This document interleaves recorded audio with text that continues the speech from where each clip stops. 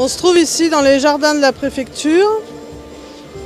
Le nouveau préfet, Amaury de Saint-Quentin, va faire sa première allocution. Deux ambitions expliquent et justifient la Révolution française. La volonté doit être celle du peuple et le destin doit être celui de la liberté.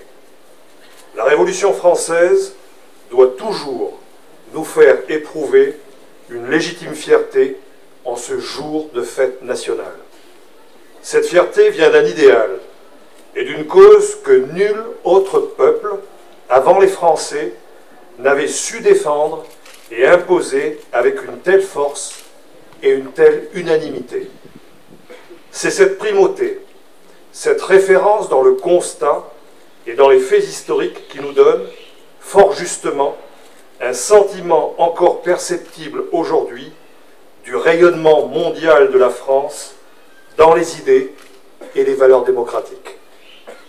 Bien sûr, il a fallu le sang et la fougue d'un peuple pour que les idées de l'Encyclopédie des Lumières puissent s'exprimer dans l'action.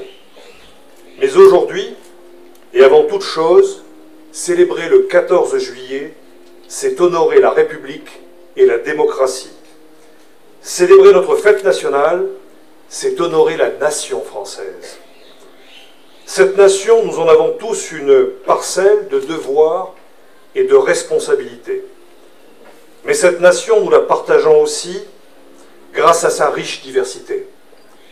La France n'est pas issue d'une génération spontanée, faite d'une culture et d'un patrimoine unique et originel, auquel seuls quelques-uns pourraient prétendre.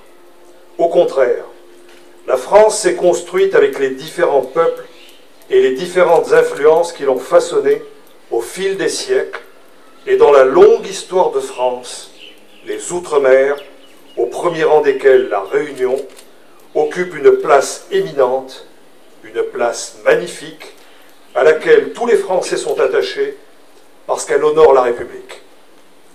La France est fière de ses départements du bout du monde et de l'âme supplémentaire qu'ils lui apportent.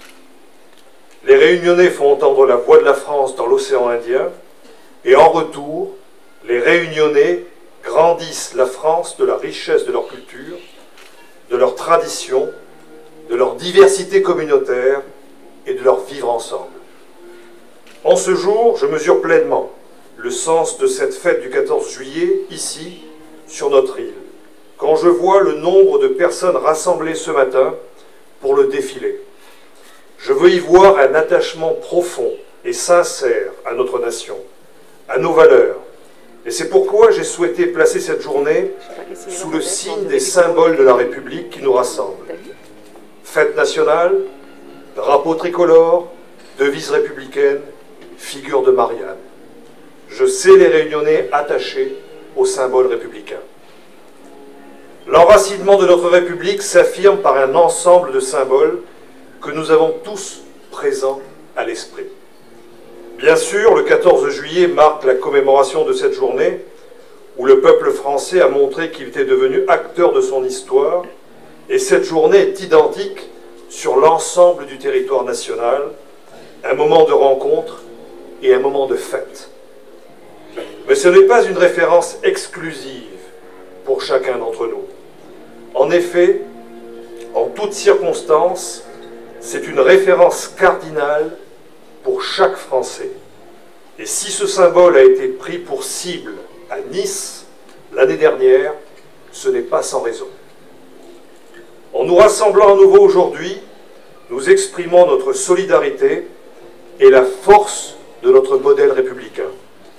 Comme vous le savez tous, c'est la Troisième République, en 1880, qui a décidé de faire du 14 juillet une grande fête patriotique, mais aussi une grande fête civique. À ce double titre, cette journée renforce le lien entre l'armée et le peuple et nous rappelle que nous sommes tous les acteurs d'un projet collectif. La République fait de cette journée un moment d'expression collective et concrète de paix civile et d'union nationale. Tel est l'esprit de notre fête nationale. Le défilé de ce matin a mis en valeur à juste titre ceux qui nous protègent. Ce sont ceux qui interviennent dans des circonstances difficiles, parfois au péril de leur vie. Nos forces armées, en premier lieu, engagées notamment sur les théâtres d'opérations extérieures et qui participent à la construction d'une paix globale derrière le puissant symbole qu'est notre drapeau tricolore sur tous les océans et plusieurs continents. Il faut aussi saluer collectivement nos policiers, nos gendarmes, nos pompiers, nos douaniers, nos surveillants pénitentiaires, l'ensemble des acteurs de la sécurité et du secours, nos associations de protection civile, les femmes et les hommes au service du public, à toute heure du jour et de la nuit.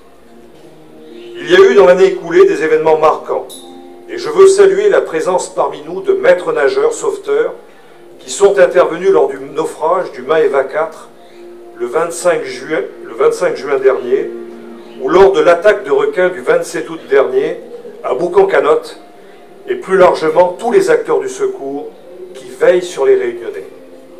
Je veux aussi saluer les policiers du GIPN qui sont intervenus à Saint-Benoît pour interpeller un individu radicalisé et au-delà, saluer l'engagement des forces de l'ordre au quotidien dans cette période d'état d'urgence qui les mobilise sur tous les fronts. Il faut prendre toute la mesure de l'engagement personnel qui est le leur. Ils méritent une reconnaissance particulière. En effet, parmi nos symboles et nos valeurs, celle du respect est essentielle. Respect des lois, bien sûr. Respect des opinions, même opposées. Respect de l'autre, quelle que soit son origine et son rang. Respect de l'autorité publique dont les forces de l'ordre sont l'incarnation quotidienne. Je tiens à rappeler solennellement, en cet instant, que je n'accepterai jamais que l'on puisse porter atteinte par des violences physiques ou verbales aux femmes et aux hommes qui représentent cette autorité publique, parce que la République ne peut accepter que les hommes et les femmes qui la servent, et servent ainsi nos concitoyens, soient inquiétés et mis en cause pour leur engagement. La force et la violence ne peuvent se substituer à l'application et au respect de la loi. La contrepartie de ce respect, c'est la garantie des droits. Garantie qui s'exprime dans un autre grand symbole républicain qu'est notre devise. Liberté, égalité, fraternité. Elle figure au fronton des institutions publiques. Loin des bons sentiments et des formules, ces trois idéaux portent une vision du monde et une idée généreuse de la liberté, exigeante de l'égalité des droits et volontaire de la fraternité. Ce sont les principes de notre modèle républicain. Il ne dépend que de nous de les améliorer, de faire vivre une République bienveillante, mais exigeante. En effet, si la République nous garantit des droits, si elle assure des moyens à ceux qui n'en ont pas, si elle protège les plus faibles, elle attend en retour que nous nous mettions au service de son idéal collectif. C'est le rôle de l'État, garant de l'intérêt général, de valoriser cet esprit collectif. Je crois à l'intérêt général parce que je crois aux valeurs fortes que sont la primauté du collectif sur l'individuel, l'impartialité et la neutralité, le respect des règles, l'engagement au service de la collectivité. L'État est le ciment de la cohésion nationale, et il doit jouer pleinement son rôle à ce titre. Nous avons besoin d'unité plus que de disputes, de partager les solutions plus que de polémiquer. Et face aux agressions, notamment terroristes, ou à la tentation des extrêmes, plus que jamais, nous devons être unis et déterminés à le rester. L'État doit répondre aussi à une exigence de proximité et d'efficacité dans la mise en œuvre de ses missions pour que tous soient entendus, et tout particulièrement les plus fragiles. Pour en être issu, je connais la particularité des problématiques d'un territoire insulaire ultramarin, et je serai attentif à celle de notre île. L'État prendra toute sa part pour relever les défis et accompagner les mutations sociétales que connaît la Réunion. Ces mutations seront d'autant mieux comprises et soutenues que nous ferons preuve d'écoute et de proximité dans notre action au quotidien. L'État doit également être un partenaire sincère et de confiance pour tous ses interlocuteurs. L'État doit enfin être l'acteur du dialogue et de la main tendue, un facilitateur qui protège et qui accompagne. Les récents événements locaux nous prouvent que le rôle d'arbitre de l'État ne se fige jamais. La négociation de la nouvelle convention Cannes, qui a trouvé une issue positive mardi dernier, a été activement suivie par les services de l'État, ce qui a permis de faciliter les discussions et de trouver une solution équitable dans l'intérêt de l'ensemble des acteurs de la filière, en particulier de ceux qui avaient le besoin du plus fort soutien. L'État sera ainsi toujours acteur afin d'identifier des issues d'intérêt général à des difficultés concrètes, et ce, avec rigueur et bienveillance. Plus largement, l'État sera toujours présent en matière d'activité économique et de développement, d'emploi, d'aménagement du territoire, de logement, d'appui et de soutien à la jeunesse. Notre objectif commun, c'est de faire bouger les lignes et d'ouvrir le champ des possibles afin de répondre aux enjeux du territoire. Pour la part qui me revient, aidé par les services, je m'attacherai avec détermination à l'avancement de tous les sujets. Et comme j'ai eu l'occasion de l'exprimer depuis mon arrivée, je souhaite faire de ce travail en transparence, en collaboration et en confiance avec l'ensemble des institutions et des collectivités de l'île, car tout autre choix desservirait l'intérêt général des Réunionnais. L'action de l'État, c'est d'abord assurer ce partenariat et conforter ce contrat moral de confiance. J'aspire aussi à développer des relations efficaces et fructueuses avec l'ensemble des collectivités, mais aussi les mairies qui maillent toute l'île et qui, en cas de crise, sont toujours les premiers recours de nos concitoyens. La mise en œuvre efficace des politiques publiques ne peut s'envisager que dans des partenariats actifs. J'en veux pour preuve la mise en place, début 2017, de 4 plateformes, une par arrondissement, de suivi et d'appui aux décrocheurs scolaires, associant l'éducation nationale, les missions locales et le conseil régional. Le but est d'identifier les décrocheurs, de prendre contact avec eux et leurs familles, afin de les orienter soit en formation, soit sur des dispositifs d'insertion. C'est une réponse concrète et pragmatique, au plus près du territoire, qui répond aux attentes de nos concitoyens. À l'échelle de la Réunion, la prise en compte des situations individuelles des jeunes, ainsi que la réponse adaptée par des dispositifs d'insertion, doit être une grande cause, partagée par tous, État bien sûr, mais aussi acteurs économiques, collectivités et acteurs sociaux. La formation, la mobilité et l'insertion des publics éloignés de l'emploi est fondamentale. Nous devrons préserver notre jeunesse des obstacles de la vie pour lui donner une vraie chance. La réaffirmation de cette politique est déterminante pour le maintien d'une cohésion sociale toujours fragile, notamment dans les nombreux quartiers prioritaires de la ville, mais aussi pour l'avenir et le modèle de développement économique et social de notre île. Cet engagement n'est aussi possible qu'avec le soutien du monde associatif, que j'aurai rapidement l'occasion d'aller voir sur le terrain, parce que je mesure son rôle structurant dans la société réunionnaise.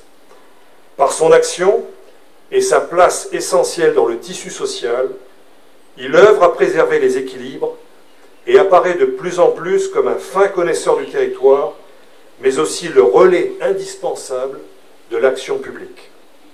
À ses côtés, par un engagement fort, nous devons lutter contre toutes les formes de repli, contre l'exclusion sociale.